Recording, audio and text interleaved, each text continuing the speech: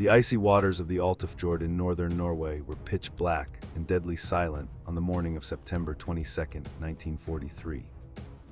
Deep beneath the surface, a tiny steel cylinder known as X-Craft X6 moved slowly through the freezing depth towards the most feared battleship in the world.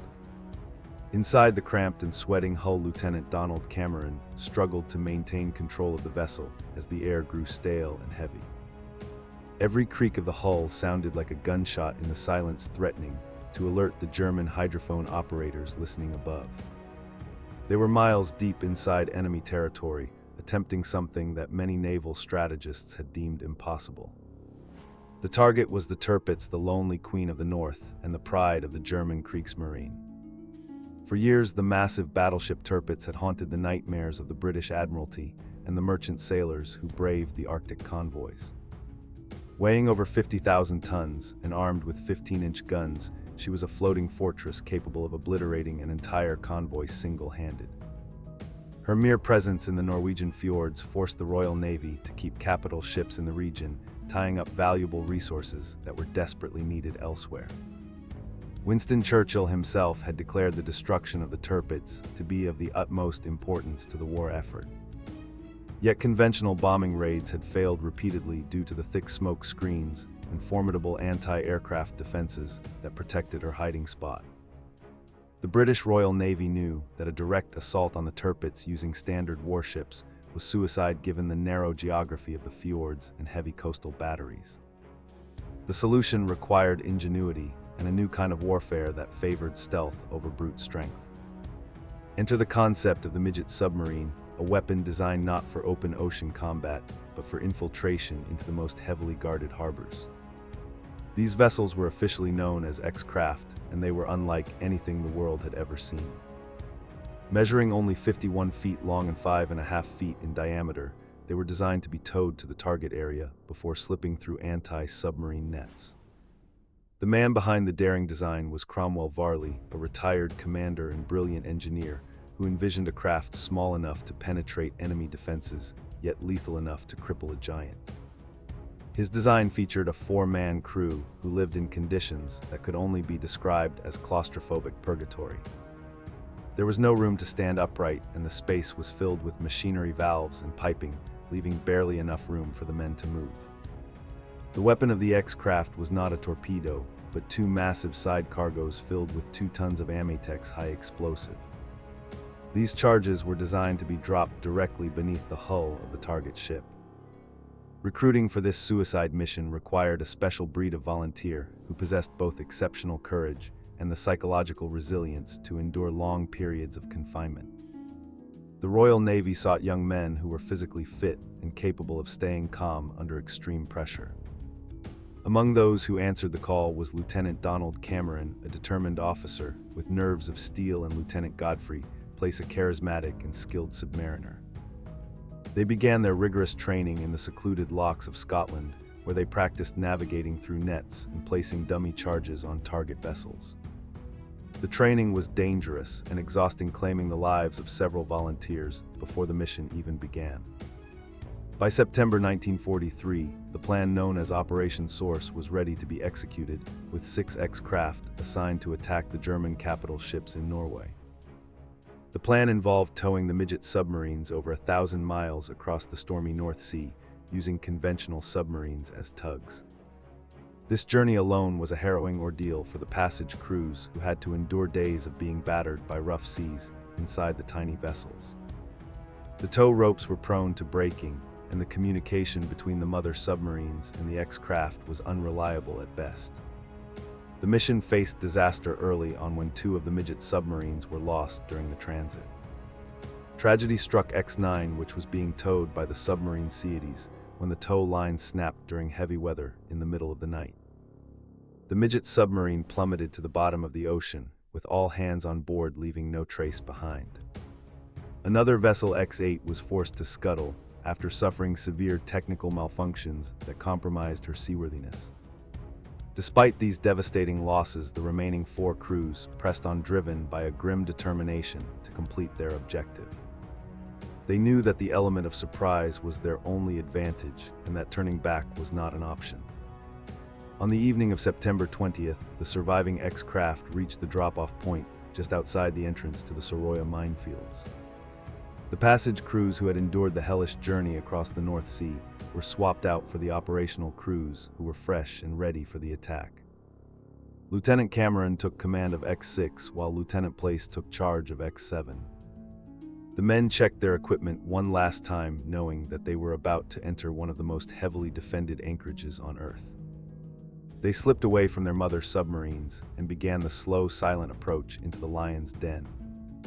The journey into the fjord was fraught with peril as the tiny submarines had to navigate through minefields and dodge German patrol boats. They ran on electric batteries to remain silent, moving at a crawling pace to conserve power and avoid detection. The fjord was narrow and the water was clear, making the risk of being spotted from the air or surface ships incredibly high. Inside the X-craft, the atmosphere was tense, with every man focused on his specific task. The smell of diesel oil sweat and stale air filled the compartment as the temperature dropped. As they approached the anti-submarine nets guarding the Tirpitz, the commanders faced their first major physical obstacle. These nets were massive steel curtains draped across the fjord, designed to stop submarines and torpedoes from entering the anchorage. Lieutenant Place in X7 attempted to pass over the top of the nets, but became entangled in the steel mesh. For agonizing minutes, the submarine thrashed and twisted, trying to free itself, while the crew held their breath, praying they would not be discovered. Through skillful maneuvering and sheer luck, X7 managed to break free and dive deep into the basin. Meanwhile, Lieutenant Cameron in X6 was experiencing his own set of critical problems as his periscope had flooded, leaving him partially blind. He was forced to navigate by dead reckoning and occasional risky glimpses above the surface. To make matters worse, the periscope of X6 was spotted by a German watchman on the deck of the Tirpitz. The alarm was raised, and the stillness of the morning was shattered by the sound of klaxons and shouting voices. Flares were fired into the sky, and searchlights began to sweep the dark waters looking for the intruder. Despite being spotted, Cameron made the split-second decision to press home the attack rather than retreat. He knew that his chances of survival were slim, but he was determined to drop his charges before his submarine was destroyed. With bullets splashing into the water around his periscope, he drove X6 blindly towards the massive shadow of the battleship. The tiny submarine scraped against the side of the Tirpitz, getting inside the minimum range of the heavy guns, which could not depress low enough to fire at them. Cameron ordered his crew to destroy their secret equipment and prepare to abandon ship. Under the shadow of the German behemoth, Cameron released his two side charges, setting the timers for 1 hour. The heavy explosives detached from the hull of X6 and settled on the muddy bottom directly beneath the main turrets of the Tirpitz. With their mission accomplished but their escape cut off, Cameron surfaced the submarine and the crew surrendered. They were taken prisoner by the German sailors, who were bewildered to find 4 men in a tiny craft challenging their mighty battleship. The Germans did not yet realize that the clock was ticking down to a massive explosion. While the drama of X6 unfolded, Lieutenant Place in X7 was maneuvering into position to deliver his own lethal payload. Unaware that the alarm had been raised, he carefully guided his vessel under the anti-torpedo nets and approached the target. However, X7 became entangled once again, this time in a net hanging directly off the side of the Tirpitz. Place fought with the controls, revving the engine and blowing ballast tanks in a desperate attempt to break loose. The submarine broke free with a violent lurch, shooting to the surface and exposing itself to enemy fire. German gunners on the deck of the Tirpitz opened fire on the surfacing X7 with small arms and machine guns. Bullets pinged off the steel hull as Place dove the submarine back down into the safety of the depths. Despite the chaos and the damage to his vessel, Place navigated underneath the keel of the battleship. He released his first charge under the turret Caesar and moved aft to drop the second charge under the turret Dora. With 4 tons of high explosive now sitting beneath the ship, the destruction of the Tirpitz was all but guaranteed. The escape for X7 proved to be impossible as the submarine was damaged and difficult to control. Place tried to navigate back out through the nets, but the vessel was plagued by compass failure and mechanical issues. he decided to surface and surrender to save the lives of his crew.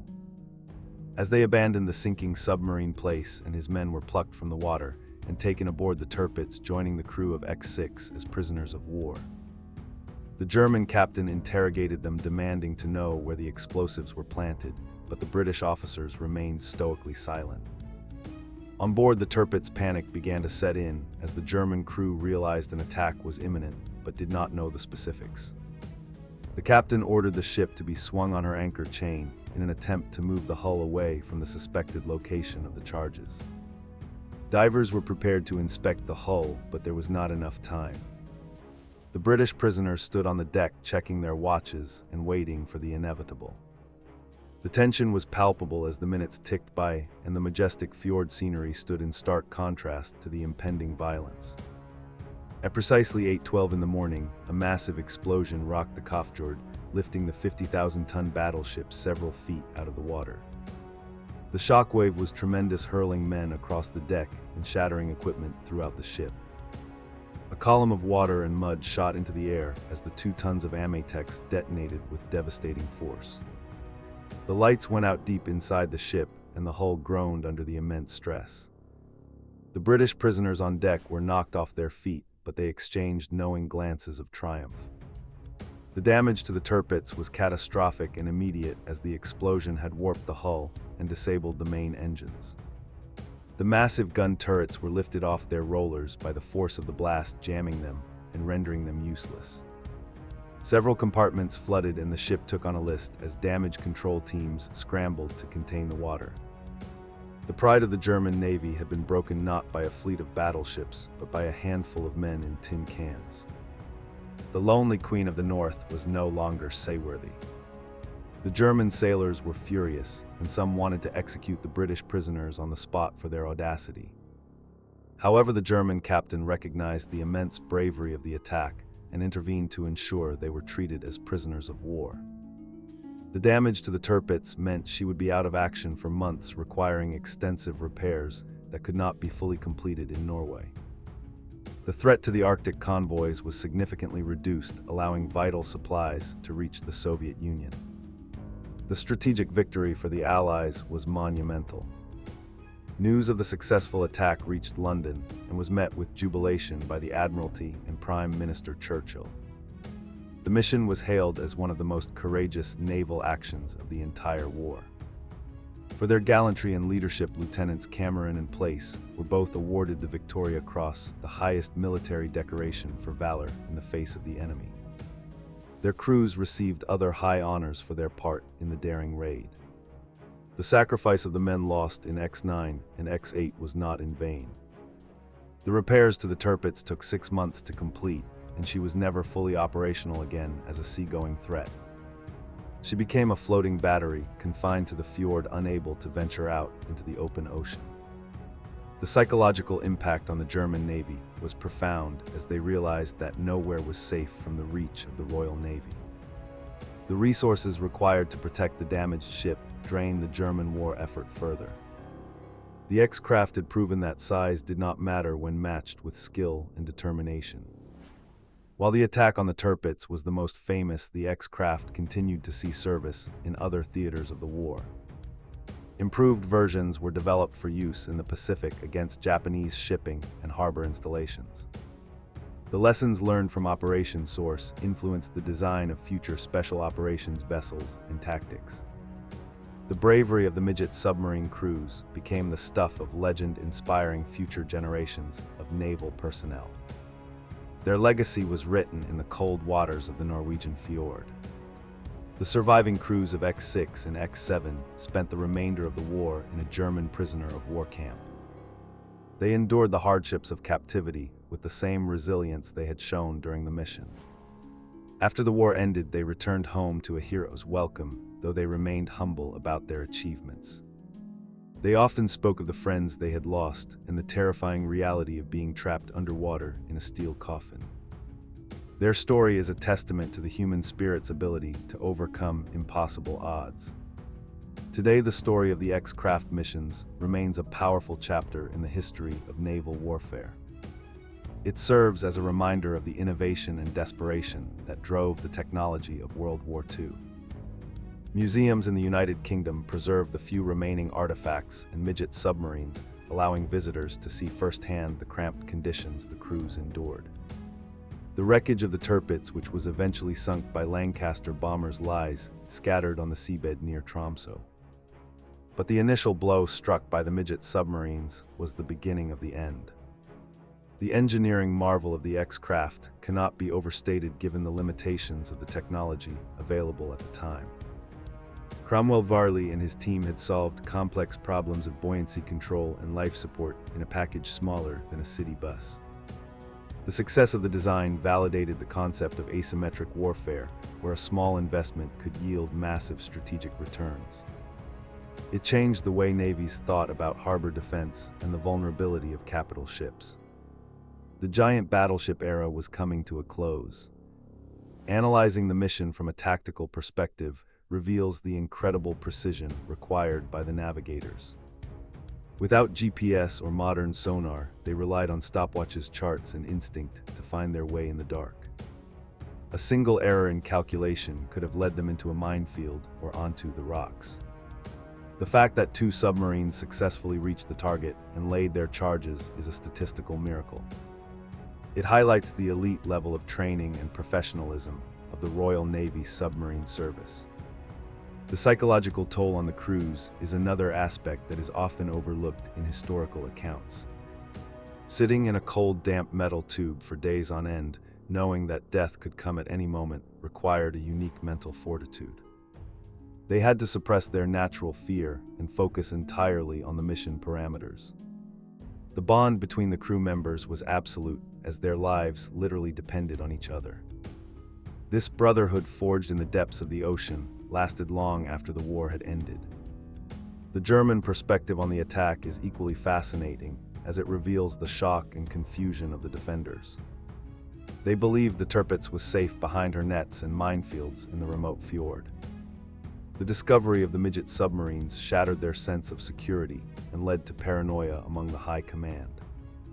It forced them to increase patrols and add more defenses, diverting men and material from the front lines. The psychological victory was just as damaging as the physical explosives. Looking back at the strategic map of 1943, the neutralization of the Tirpitz was a turning point in the naval war. It freed up British battleships to move to the Pacific theater to fight the Japanese. It allowed the convoys to run with lighter escorts, increasing the tonnage of supplies delivered to Russia. The ripple effects of those 4 tons of Amitex were felt across the entire globe. It was a masterstroke of naval planning and execution. The story of the X-craft is also a story of the unsung heroes who supported the mission. The crews of the towing submarines faced incredible dangers and received little recognition. The maintenance teams who prepared the fragile craft worked around the clock to ensure they were ready. The intelligence officers who gathered the information on the anchorage defenses played a crucial role. It was a collective effort involving hundreds of people working in secrecy. As we reflect on this historic event, we are reminded of the terrible cost of war and the ingenuity it spawns. The X-craft were weapons born of necessity, designed to solve a specific and deadly problem. They were imperfect and dangerous, but they worked when it mattered most. The courage of the men who sailed them into the Valley of Death stands as a beacon of heroism. They did what had to be done without hesitation. The legacy of Lieutenant Cameron and Lieutenant Place lives on in the annals of the Royal Navy. Their names are spoken with reverence by submariners who understand the unique perils of the deep. The Victoria Crosses they earned are displayed in museums, inspiring awe in those who learn their story. They represent the very best of a generation that sacrificed everything for freedom. Their mission was a suicide run that turned into a triumph. In the quiet fjords of Norway, the water is calm, now hiding the secrets of the past. The scars of the war have faded from the landscape, but the memory remains. The rusted remains of the nets and the sunken hulls of the lost X-craft are slowly being reclaimed by nature. They serve as silent monuments to the men who fought and died in the freezing darkness. The history of the X-craft is etched into the very geography of the North. Ultimately, the X-craft missions proved that no fortress is impregnable and no giant is invincible. The courage of a few individuals can change the course of history and shift the balance of power. The attack on the Tirpitz was a victory of the human spirit over overwhelming mechanical force. It remains one of the most daring raids in the history of warfare. The echo of that explosion in the Altafjord still resonates through time.